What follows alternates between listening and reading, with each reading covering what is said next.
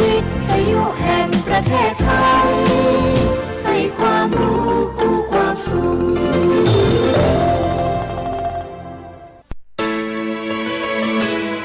สถานีวิทยุกระจายเสียงแห่งประเทศไทยจังหวัดเชียงใหม่ AM 1476 กิโลเฮิรตซ์สถานีวิทยุภาคภาษาชาติพันธุ์แห่งเดียวในประเทศไทยที่มีความทันสมัยเชื่อถือได้สร้างอัตลักษณ์กลุ่มชาติพันธุ์สู่สากล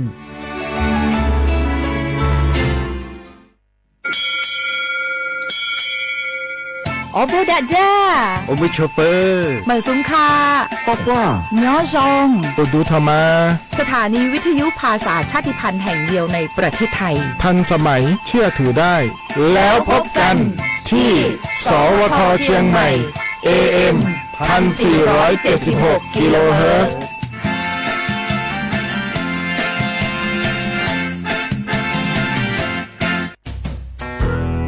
แม่คะทำไมเราต้องเคารพธงชาติและเปิดเพลงชาติไทยในเวลา 8 โมงเช้าและ 6 โมงเย็นล่ะคะก็เพราะว่าธงชาติและเพลงชาติไทยเป็นสัญลักษณ์ของความเป็นไทยให้เราภาคภูมิใจในความเป็นชาติและความเสียสละของบรรพบุรุษไทยไงล่ะ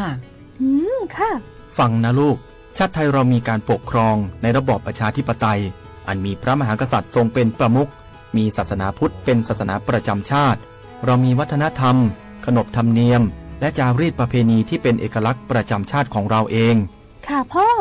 เพราะฉะนั้นนะลูกเราจงภูมิใจในความเป็นชาติและช่วยกันปกป้องรักษาชาติไทยเพื่อให้ลูกหลานเราได้อยู่อาศัยอย่างสงบสุขสืบไป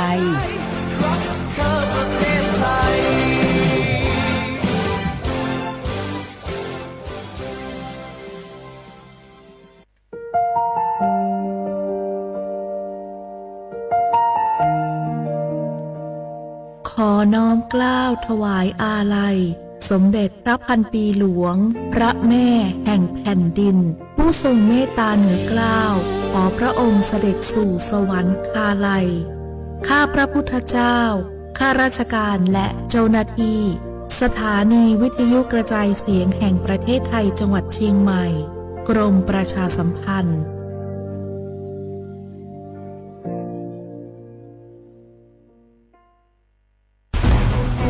ทุกคนเร็วๆทุกคนเก็บของเร็วๆแผ่นดินไหวแล้วแผ่นดินไหว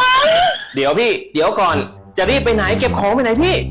เนี่ยพี่ดูในข่าวเขาทำคลิปมานะว่าจังหวัดเราเนี่ยแผ่นดินจะไหวพี่ไม่มีแฟนเลยเนี่ยกลัวตายมากเลยเนี่ยไม่อยากตาย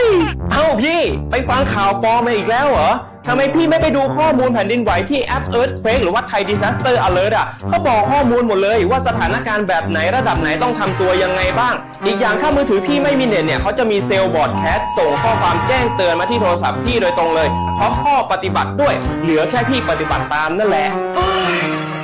ก็ใจเย็นๆลงละขอบคุณมากน้องโอเค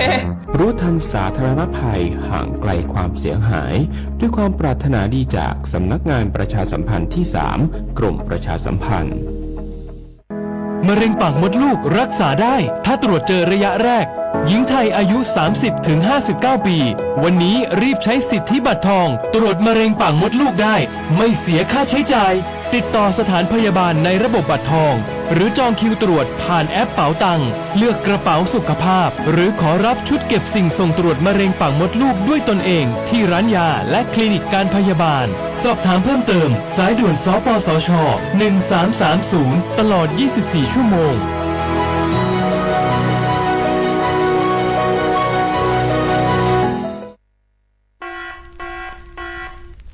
จ่องหู้คาหือป้อถ่องจึงไทยพบทบยาปัญหาการเผาสูงแห้งเตอร์หรือเส10 ล้านไห้โคปากมัน90%ไพ่ไม่ปาดเถินนั่นลูกตีกัวเนาขาเผาหาตั้งกินตั้งย่ำอย่าในเถินคือแลกการเผาไหว้หรือเสเหตุการให้การสนอำว่าได้เป็นเพิงต้นเข้ากับอันผูกเลี้ยงตัวสัตว์นั่นนายกค่ะเป็นปัญหาเฮ็ดให้เกิดหมอกควันกล้อง PM 2.5 เป็นเพเฮ็ดให้ตุ้มเตื้อถึงป้ายอยู่ลีเฮาค่ะอาสาเข้าคาก็ติปอดตุ้มเตื้อถึงตั้งเป็นปอดตั้งเป็นแก่นสาตั้งเป็นหัวใจและลูกไหวไหลในค่ะ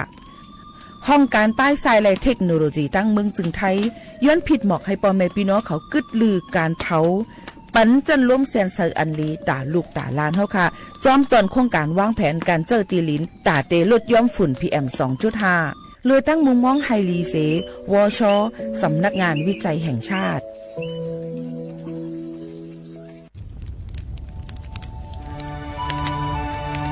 จ่องหู้คาหือก้อนโมก้อนไฟอันเผาอยู่ตีกลางป่างนั่นอ่ำเลยหายกว่าตั้งเลยมันเตเป็นฝุ่น PM 2.5 เสขึ้นมาเฮ็ดให้ป้ายอยู่ลีเฮาคาขึ้นในคาออลองลดย่อมปัญหาจึงไหนในอ่ำหยาบค่ะเนื่องแว่อ่ำเผายุกยักเหมือไม่ต้นเยียวต้นเข้ากับในให้ในสวนเฮาเปลี่ยนมากองไว้จ้อมกันเสเฮ็ดเป็นฝุ่นสภาวะอ่ำนั้นแจกแพรยุกยักให้มันปอดถูกแม่นอีกป้าดังหงมือกันฟังด้วยไฟไหม้ป่าเถินเฮาขาดฉุกดีเลยผูกต้นไม้น้ำเพิ่มปันปืนตีสีเขียวเฮ็ดให้จันลมเสียนใสตาเฮากูก็เลยตั้งมุมมองไฮลีเสฐานหน้ากอกับสืบปืนเผาตี 3กรมประชาสัมพันธ์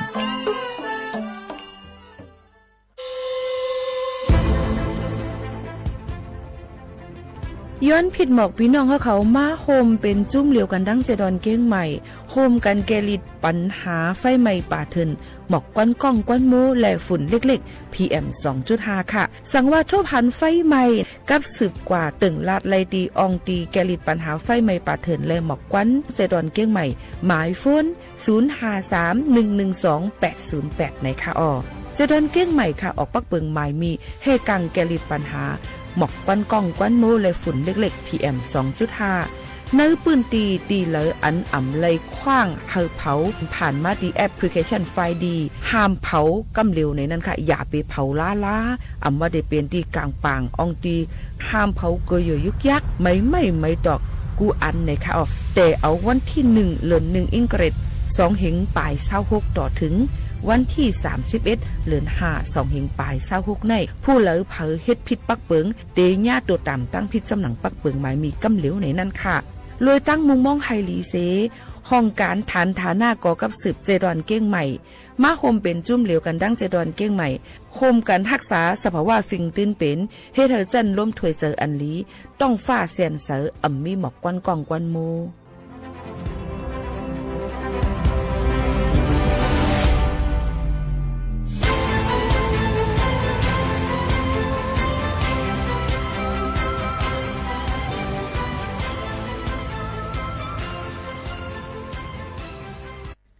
พี่น้องเขาสนใจใครปืนเผาผ่านตั้งห้องเปิดเซ็งสวทเก้งใหม่ปั่นตั้งหูห่มปลาดังมีดังซื้อถ่อมแจ้งแล้งหลีกว่าไก่ในปืนตีเจดอนเก้งใหม่กับสืบมาไลดี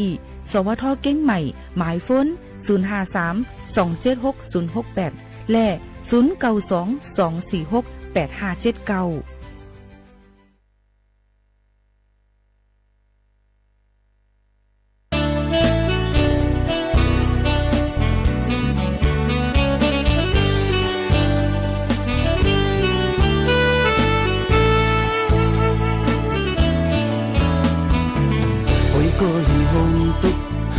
個離開唔做，力爬背紅線當有馬靠近，溪恨數變管，你當時裝那雲霧，你看着น้องเป็นคนวันนั้นเขาตั้งไปสู่เฮามันทบนำเจนาไปย้อนเจอปันกันสมมันนู่ก่อนมังปอกก็ไล่กินแหงโปหมดหือมอยอ่อนอ่อนปีนหือก็ไล่ต่อสู้มันยาวหอยเจ็บเล็กไล่มาตั้งยำหัวใจอยากคนลักเต้าลมเยาอ่ำตั้งฟังตัวกำห่วงจนเสื้อวนโคถูกล้มในใจเขายามนั้นมองหาก็ยันมือจะเจอไปตุ้ยตั้งเลยอ่ำมีพอเงาให้ฝันอันมางำให้เจอลับสื่อเจออ่อนเจอเล็กหรือข้าวตั้งยาวเฮาไปสอกหาสายหือเลี้ยงมันตึงมีไว้ตีหนึ่งอยู่เอาเจอไว้แกนแข็งขึ้นลูอย่าย้อนสุนกู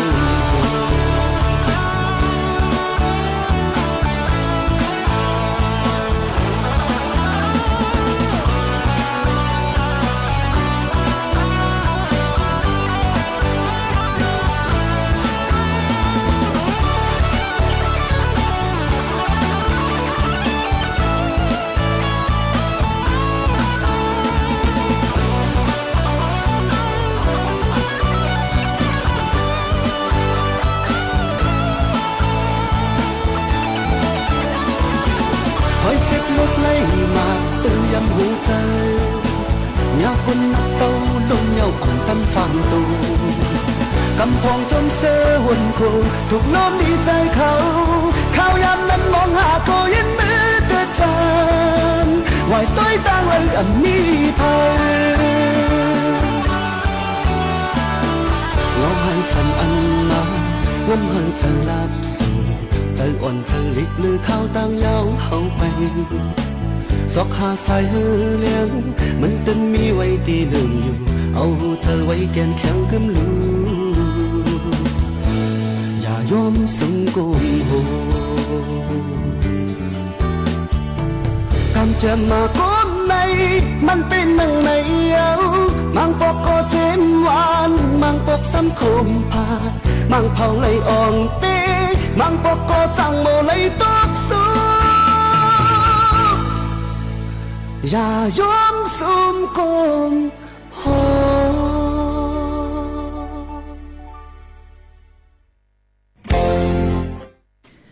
เหมือสูงค่าเหมือสูงพี่น้องผู้ยินถ่อมเฮาเขาตั้งเซงกูก็กูก้นค่ะทบกันตีนะตอนการห้องปล่อยเสียงเก้งใหม่ AM 147กิโลเฮิรตซ์ค่ะปืนปล่อยเสียงกูวันๆพอถึงมาข่าวยาม 10 โมงถึง 11 โมงกลางในกลางค่ำอยู่จอมข่าวผู้ปืนเผาและผู้จัดรายการหมู่ข่าวโน้นสุภาวันเชื้อสารวินเป็นอ้อยก่ออ้อยใส่พี่น้องเฮาเขาค่ะ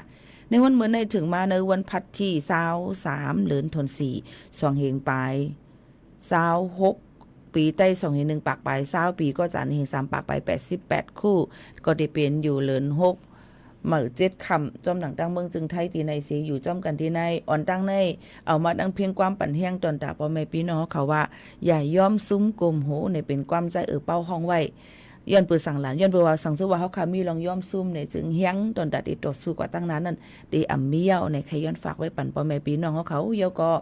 กับปั่นสื่อโซเชียลมีเดียแต่แล้วในจะลำอีสังอภิษหมอกันในเฮือนในเยจะลำจะเล็กใจน้อยอย่าไปลาลีต่างเนื้อสื่อออนไลน์โซเชียลมีเดียค่ะย้อนปืนหังละบางปอปีโมค่ะนู้นก็ใกล้เปลี่ยนค่ะเราก็จะลำนาในใครแต้มใครต่างจังไหนแต้มให้หมดให้แต้มให้หมดได้สังเจอว่าล็อกไลน์แกลิดมานั่นอย่าไปกึ่งกลางต่างกำเดียวมันก็ต่างฮู้ดีกว่าที่มาเหมือนเปิ้นอันเปิ้นเป็นผู้ปันแฮงเฮา5คนอันเป็นโอ้ยก็เอ้ยเซเฮาเหนือออนไลน์นั่นน่ะเขาก็ได้ว่ามันเป็นสังมันจะลำเพิ่นในห่ำคือว่าหังเพอโนเนี่ยที่เป็นข้อถามกว่าจังนั้นค่ะยันบนนั้นลองตั้งจังไหนไว้ลำลองนะคะย่อก็อย่าไปกว่าเย่าหยอกเลียนหรือป้ายวนออกก้นเฮาคานะคะความรู้สึกนะคะลองตีเปิ้น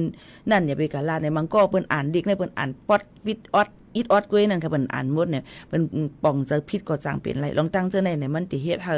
เฮารู้ซุ่มก้นอันฮักเฮาขากว่าตั้งนำในนั่นค่ะอำนั้นก็ก้นก็ตี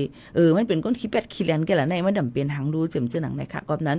เฮาอย่าไปเล่นสื่อโซเชียลมีเดียหรือเจอเพิ่นก็ใครมีหังก็ต่างจะลำก็นั้นก็ต่างจะลำอีสังก็ต่างผิดหมอกันก็ต่างลีกันก็ต่างเจิมเจอไหนหรือเลยฟังกันไว้ลองสื่อโซเชียลมีเดียเตๆว่าๆในนั่นค่ะย่อก็มีเทียงรองนึงที่เฮาขาอำถูกลีได้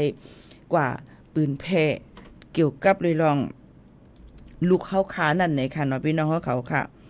เขาในลำลองนั้นปนดาก้นต่างจึงเมืองก้นดังหลายๆตีในนั่นค่ะปืนอ่ำต้นต่างแค่พังเกี่ยวกับลูกเขามันก็เปิ้นต่างก็ติดต่างเลยลองมีตั้งมันเนี่ยค่ะเนาะมันก็ติมีไว้ปืนตีของลูกเขานั่นซึ่งหนังไหนค่ะเนาะ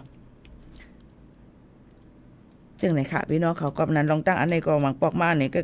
ใกล้ๆมันก็ใกล้ถามว่าพี่โบคานุ่นเนี่ยเอาแค่พังลูกพี่โบคานุ่นต่างละพี่โบคานุ่นดำเฮ็ดจึงนั้นล่ะจึงหนังไหนค่ะเนาะอันนี้ป้อว่าเอาแค่พังลูกอ่อนต่างในนั้นจึงมังปอกมาสื่อโซเชียลมีเดียเปิ้นได้ว่าห้ามต่างนะในดองใจค่ะมันได้มีไว้จังนั้นดองใจค่ะยันเปิ้นว่ามันได้จังเป็นพี่ตอนตาลูกอ่อนเฮาค่ะป่นเป็นศูนย์ในศูนย์เป็น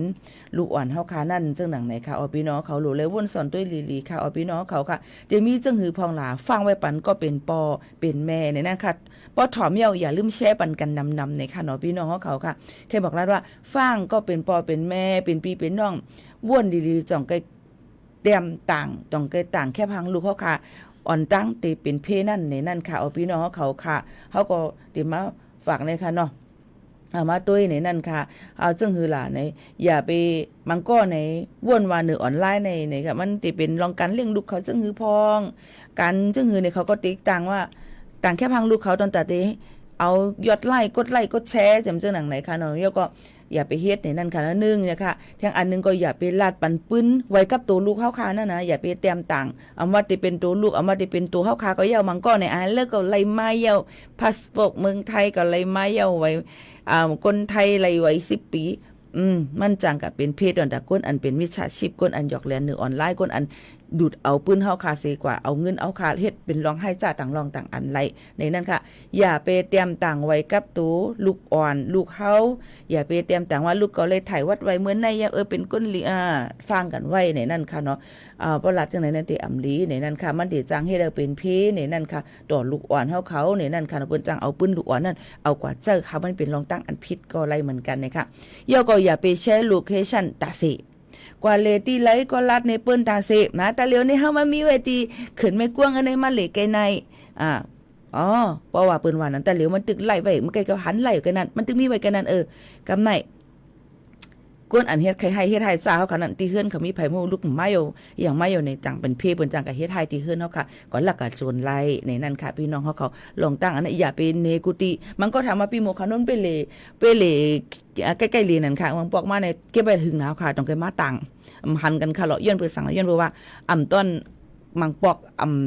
ลาดนี่ว่าเฮาค่ะอยู่ติแล้วมือพอกนั่นจังไหนค่ะมันเป็นลองเพอันที่เฮาค่ะฮู้ไล่ในนั้นค่ะตีรับสิ่งนั้นมันก็มีตีเลี้ยงก็ตื้นเต็มมีตีรับสิ่งนั้นค่ะอย่าพี่น้องเขาลองตั้งอันไหนหรูเลยฟังกันไว้จ้อมในนั้นค่ะเนาะยกก็เทียงอันนึงเลยค่ะต่างแคบหางโพสแคบหางลูกอ่อนอันที่อำลีนั่นเนี่ยค่ะน้องมึงบอกว่าปล่อยถอดเสื้อถอดโกนหันจำเจนั้นมันติเป็นน้องป่นเปลี่ยนศูนย์ในศูนย์เป็นลูกอ่อนห้องหายลูกอ่อนเป็นพังหางอันอำลีจำเจนังนะคะเนี่ยก็อย่าไปเตรียมต่างเนี่ยค่ะมันป่นเปลี่ยนศูนย์ในศูนย์เป็นลูกอ่อนเนี่ยค่ะน้องอันนี้หรูเลยฟังไว้ยกก็หลูเลยฟังกันไว้หลายรองหลายอันนะคะหลูเลยวนถึงป้ายเจอลูกอ่อนนั่นจอมเยี่ยวกอตาอน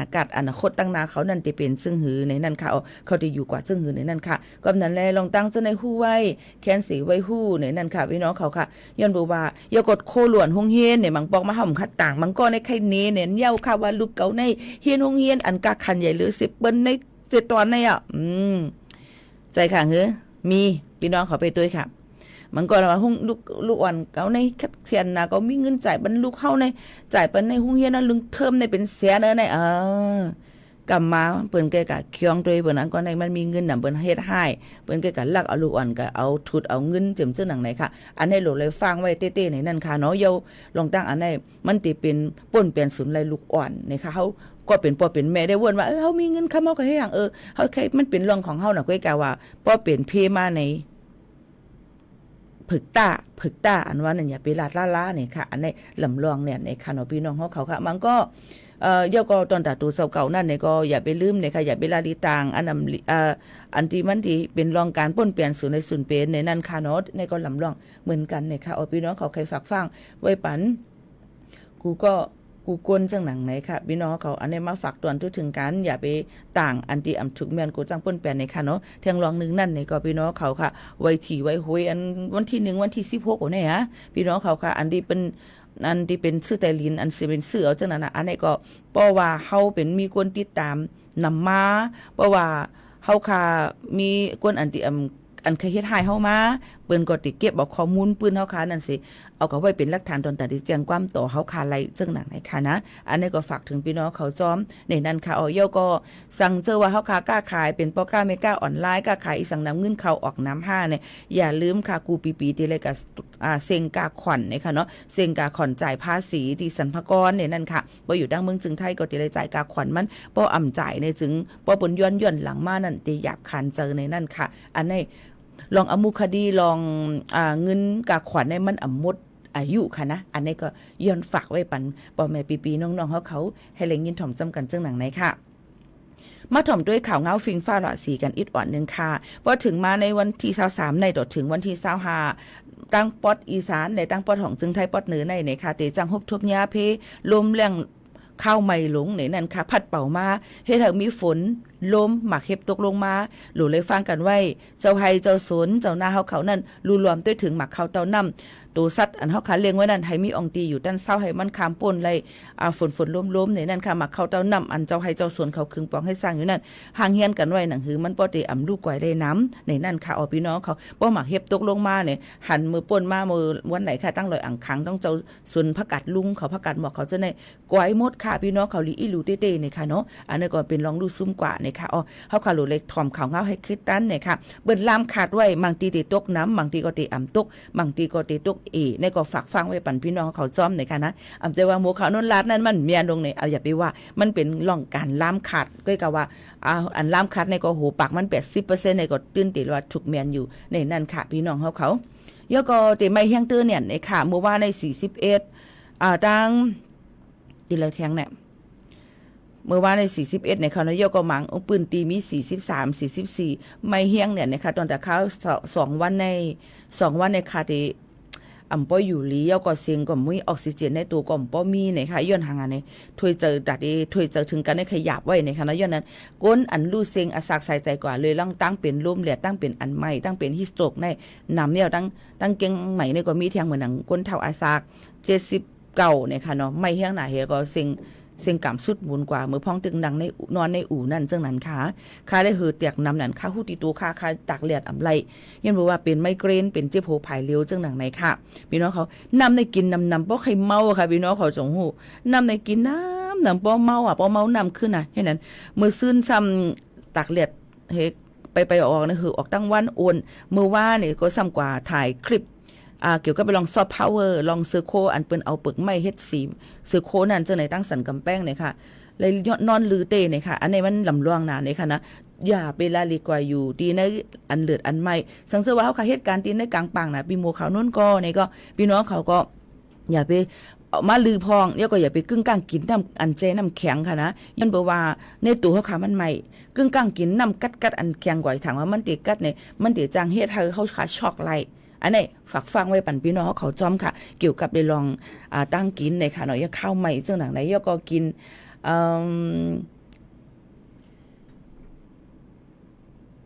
ยินจงขอบใจค่ะกินบันน้ำอีกนึงค่ะยินจงขอบใจค่ะอันนี้ก็เดี๋ยวก็เทียงรองนึงนะคะพี่น้องเขาตั้งกินตั้งย่ำนะคะอย่าไปป่นอย่าไปไหว้ป่นหรือ2 ชั่วโมงอันนั้นก็มังอันเฮ็ดให้กินตาไรตานั่นเตลีย้อนเพราะว่ามันไม่แห้งนะมันก็จังเป็นส้วมเป็นล้มไหลนะคะยก็ต้องกวาดต้องเฮก็จังเป็นไหลอันนี้ฝากไว้ถึงพ่อแม่พี่น้องเขาจ้อม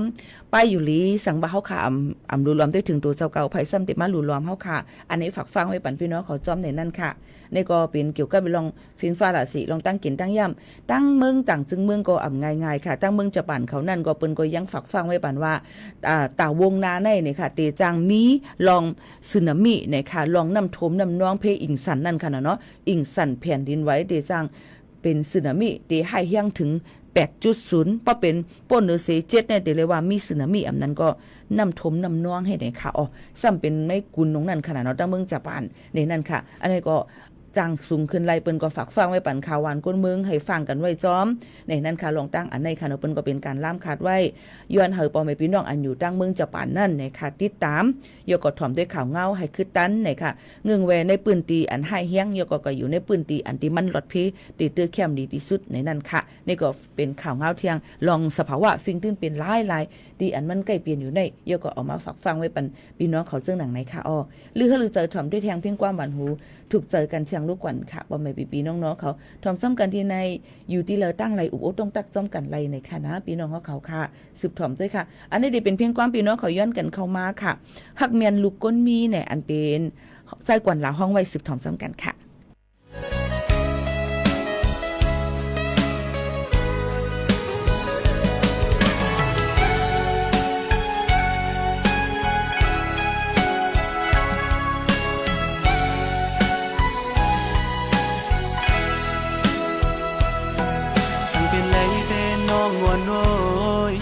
สูงหยิบมือน้องอยู่กวยภาวะปานอ่อนสายในอันที่เศร้าห่มยิงในโกเบินตีเสเนมายิงน้องปานอ่อนสายเฮาตั้งสู่ในเลยย้อนสู่ห่มกันหือมองต่างหัก ตีมือก็กวยเป็นตังมองไว้ภายเลวอันจำกันและเย้าโยเฮาตั้งรอโดยเพราะว่าชาติป่านน้องสำเป็นลูกคนมีเงินเล่อีอย่างเข้าสู่หิมสู่อำเป็นเย้าอยู่ที่ไกลไกลสิมุงตัวก็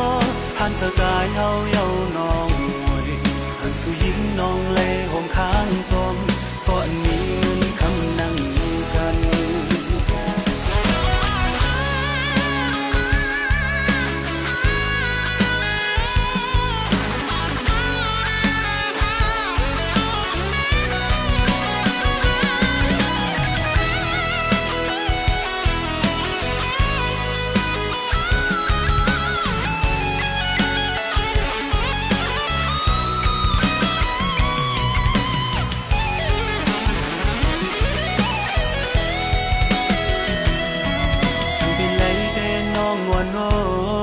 เขาสูงหยิบมือน้องอยู่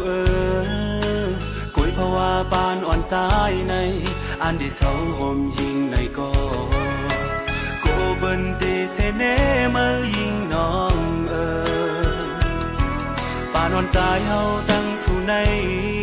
อำเลยย้อนสู่ห่มกันหือมองต่างหักที่มือก็กวยเป็นต่างมองไว้ภายเลจำกันและเย้าโยเฮาตั้งรอเพราะว่าชาติป่านน้องสำเป็นลูกคนมีเงินเล่ที่ย่างเข้าสู่หิมสู่อำเป็นเย้าอยู่ที่ไกลไกลสิมุมตัวก็หันเสาใจเฮาเย้าน้องหันสู่ยิ้มน้องเลยห่มข้างจอม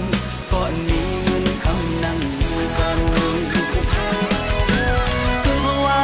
ป่านน้องสำเป็นลูกคนมีเงินเล่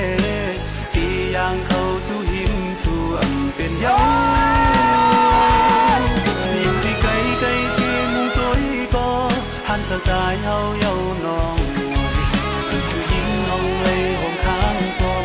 ก่อนมีเงินคำนั่งกัน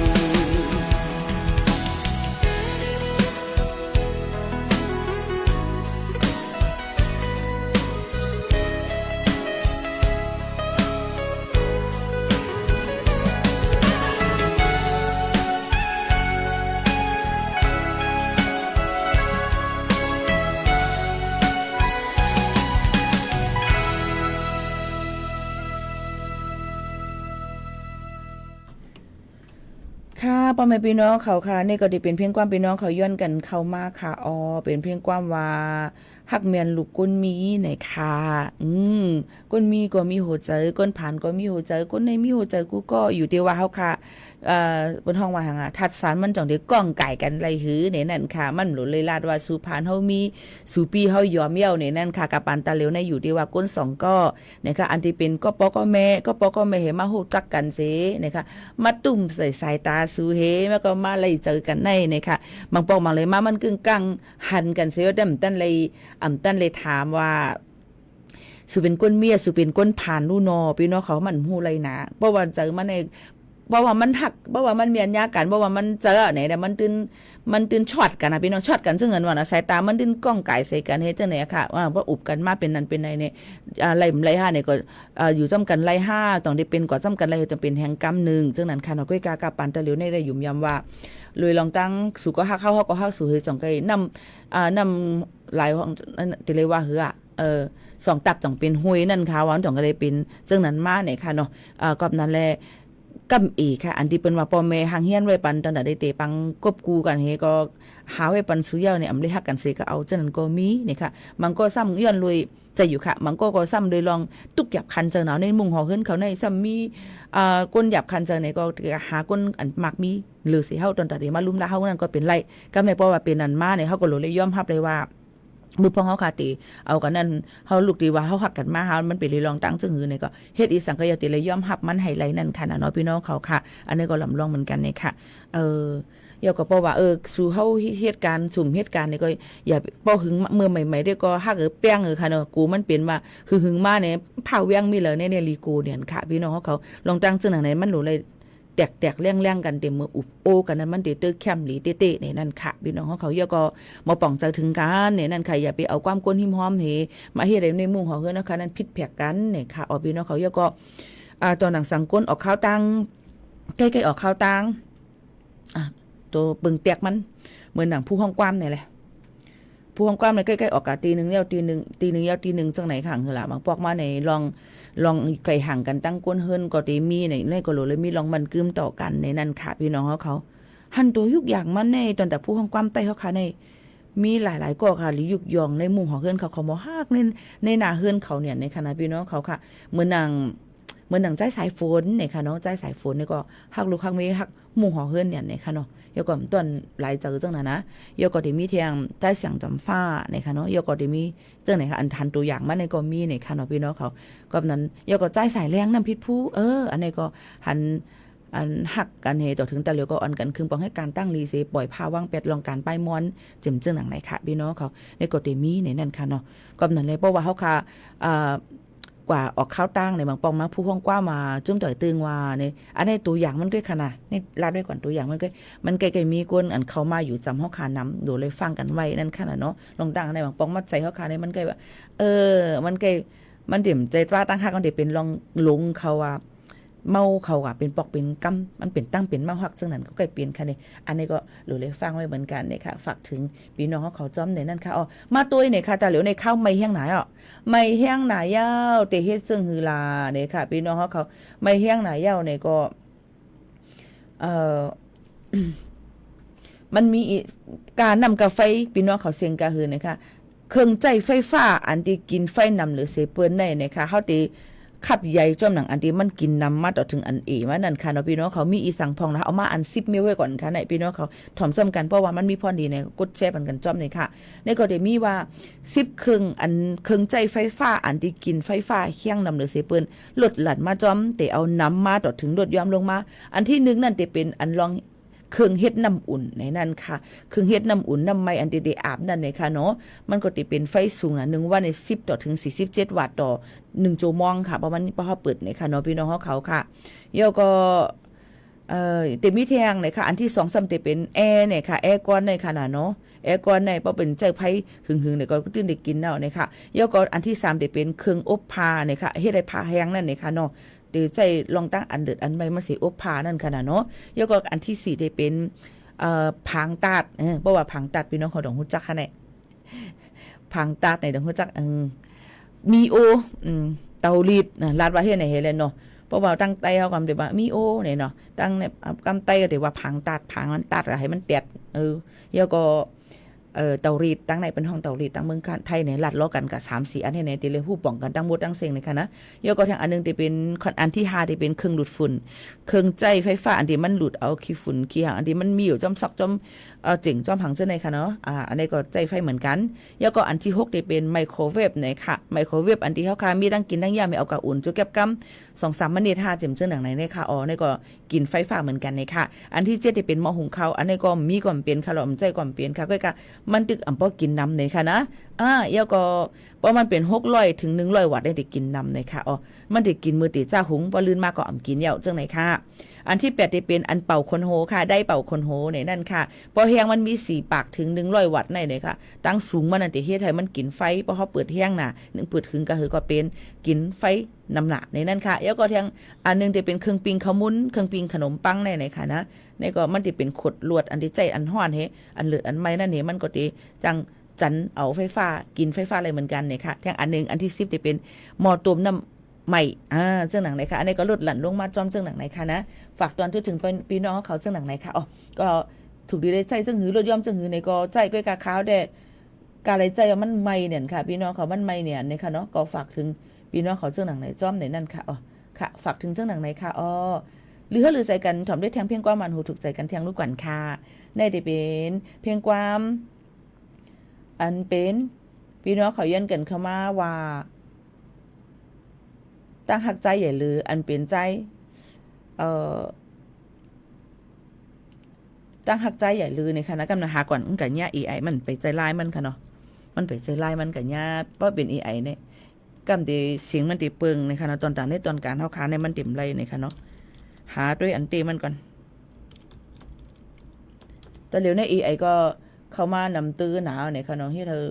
อโลเว้ยสุกสักเนี่ยเนาะในคณะพี่น้องเขาค่ะสุกสักเนี่ยมันก็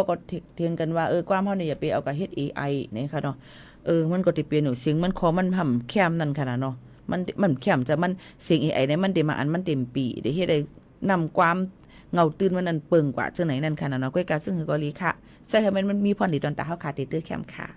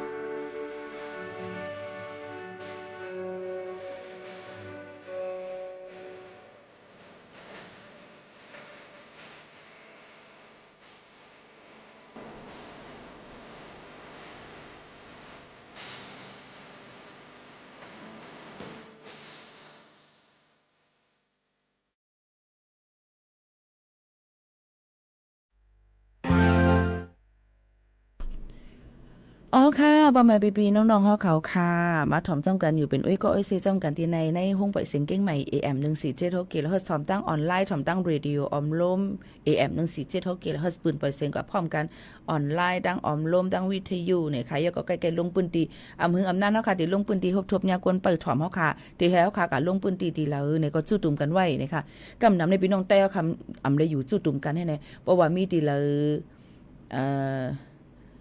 มีตีเราเนี่ยก็พี่น้องเขาอย่าลืมจุดตุ่มกันไว้หมอก10ก็20ก็จังไหนเฮาค่ะเดี๋ยวลงปืนตีกว่าต้องถามว่าถ่อมในตอนการยิ่งหมู่เขานั้นเปลี่ยนจังหือพองถ้าจึกถ่อมจังหือเนี่ยเดี๋ยวลงปืนตีก็ถามให้ก็เดี๋ยวมีคนเด็กฮบทุบจังพี่น้องเขาจังหนังในคณะเนี่ยอย่าลืมอันนี้ลาดไว้ก่อนนี่ค่ะมีปีนางคำลาเนี่ยค่ะตักมาตังเฮิรนสอมเฮาค่ะลาดไว้ว่าไม่ซุ่มค่าน้องโมขาวนุ้นใครย้อนถามพองคาเลือนในจ่องเปิ้นไปขึ้นลอยสุดเทพคาเนี่ยค่ะเลือนในอ่ำไปขึ้นลอยสุดเทพคาปีในหยุ่มยามาเปิ้นได้ไปขึ้นลอยสุดเทพนั่นเนี่ยค่ะที่เป็นในวันที่2เดือนธันวาคม2หิงหาปากไป69เนี่ยค่ะพี่น้องเขาปุ่นอ่ะแทงเมษาพฤษภาแทง2เดือนแทงเดือนปลายก่อนเนี่ยค่ะพี่น้องเขาจ่องไปขึ้นลอยสุดเทพในนั่นค่ะพี่น้องเขาเนาะอันนี้ที่เป็นเจ้าหนังไหนค่ะเนาะพี่น้องเขาค่ะที่เป็นมอกที่จัดขึ้นในวันที่1นะคะเราถึงกลางในเจ้านั่นวันที่1ค่ะวันนี้ไปขึ้นคว้างน้ำย้อนน้อมอย่างนะวันที่1ที่ไปขึ้นก็เราถึงว่ากลางในเจ้าวันที่2บนก็ตีล่องหลอกล่องซ้อมดูต้านนั่นค่ะเนาะตีตั้งหลังสเต็ปจังไหนค่ะนี่เป็นจังไหนค่ะตั้งเก่งใหม่นี่ค่ะเนาะพี่น้องเขาค่ะนี่ก็มาฝากถึงพี่น้องเขาจังหนังไหนค่ะเนาะกำในเนี่ยค่ะเขาค่ะก็มาตุ้ยแทงในนั่นค่ะพี่น้องเขาค่ะเขาขามาตุ้ยแทงในนั่นค่ะเนาะมีแทงซึ่งหือแทงหลานในมันก็ได้มีแทงในนั่นค่ะเกี่ยวกับเลยลองว่าเมื่อไกลเขาคาริลาดกว่าพี่น้องเขาต้องถามมาตอบกันยาวในค่ะยก็อย่าลืมในนั่นค่ะเนาะพี่น้องเขารู้ลมได้ถึงป้ายอยู่ลีกันจอมดอนตาประกันสังคมมาตุ้ยดองพูเลเพอมีไว้วัดไว้ประกันสังคมกันพ่องในนั่นค่ะประกันสังคมในซึ่งหือหลาเนี่ยค่ะเป็นวัดไว้ลองกำแก่นป้ายอยู่ลีเฮาค่ะดอนตาอันเป็นนายจ้างและลูกจ้างลงตื่นหลัง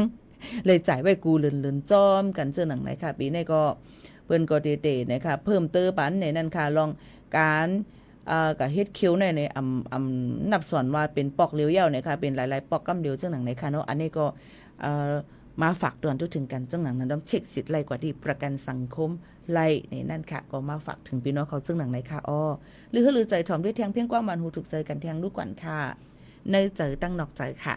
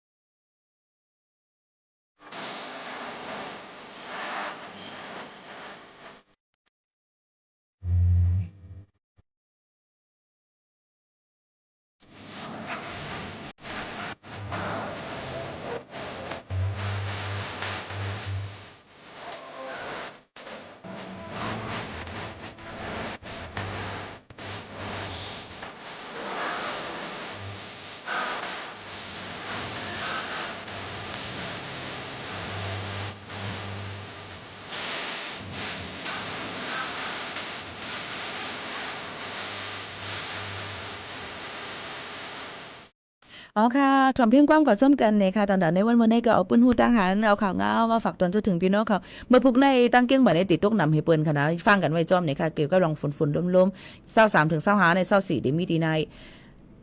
ชื่อเพลงอันในว่าคือค่ะพี่โมค่ะอ๋อค่ะชื่อเพลงว่าเนเจอเลในเจอตั้งนอกเจอเนี่ยค่ะพี่น้องเขาค่ะเป็นเพลงความมันเป็นดอกรักแจ๊กคำเรียกเขาเตรียมไว้เนี่ยค่ะเนาะมาฝากถึงกันจังหนังในค่ะอ๋อค่ะอย่าลืมค่ะ23ถึง24 25เมื่อพุกมาในฝนที่จังตกนำตั้งเกี้ยงใหม่ยกก็หลายๆพื้นที่ฝากฟังกันไว้จอมดูรวมด้วยถึงคู่ของเฮือนเยอุกจากพี่เจโหเจอตู่เฮาค่ะดูรวมด้วยถึงกันให้อยู่ลีกินหวานก้างยันพี่เคียนกันค่ะผัดยานมือเยาค่ะย้อนสู่บันกูก็อยู่ลีกินหวานค่ะม่อนๆค่ะขอบใจค่ะ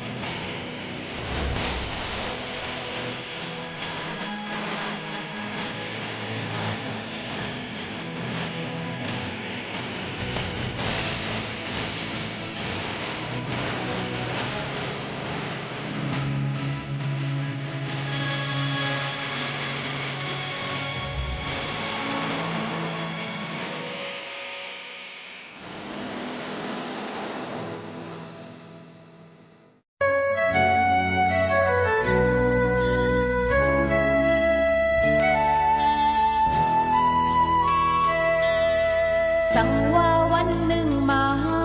จะไปเขาจ้างหน้าการเมืองจะไปแนงใจกับน้องอ่อนหางอย่าดึกขึ้นศึกไหนหาบุญพรเมื่อขัดเจอหนาที่ใจก่อน ปันแหงปีเขาจังหน้าการเมืองเสียวลีหืนนาอย่าเอาตั้งหาคนเธอเมืองปี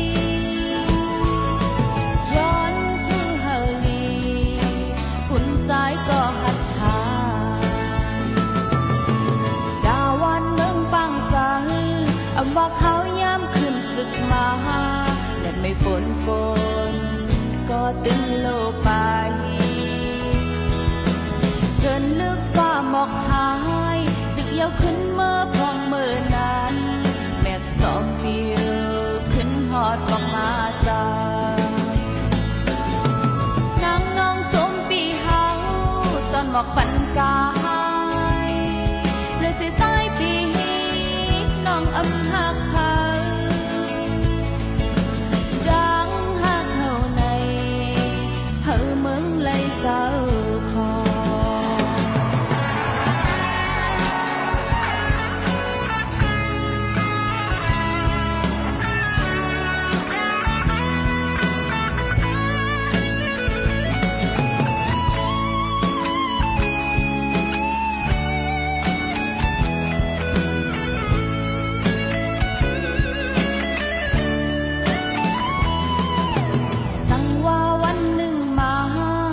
ไปเขาตั้งหน้าการเมืองจะเป็นแหงใจกับน้องอ่อนหาดาดึกขึ้นสึกไหนหักคุณพรเมื่อขัดเสนาชิจิไกก็น้องปันแหงปีอากาศ